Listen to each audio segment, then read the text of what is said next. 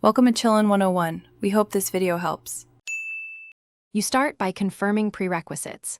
A Samsung phone with One UI and the latest TTS engine installed. Once done, open Settings and go straight to Accessibility. That path is faster for spoken content. Make sure Samsung Text-to-Speech or Google TTS is enabled. Tap Text-to-Speech output under Accessibility or General Management. You'll select the preferred engine and language now, so choose a natural voice and download the offline voice pack if you want faster, offline playback.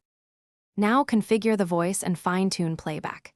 You pick the engine, then a voice variant and language. Download offline voices to reduce latency.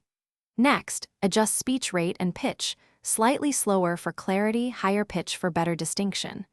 Make sure the audio output is set to phone speaker or Bluetooth device as needed.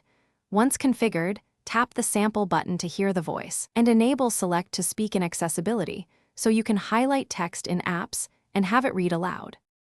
To finish, grant accessibility permissions for Select to Speak and any reading apps you use. This lets you trigger TTS across screens. After installing voices, restart the device to ensure services load correctly. If audio stutters or won't play, clear the TTS engine, cache in app info, or reinstall the engine.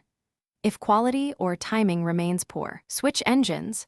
Samsung versus Google engine often yields different accents and latency, and rerun the sample test until you get the desired output. Thanks for watching. Consider subscribing if we helped you.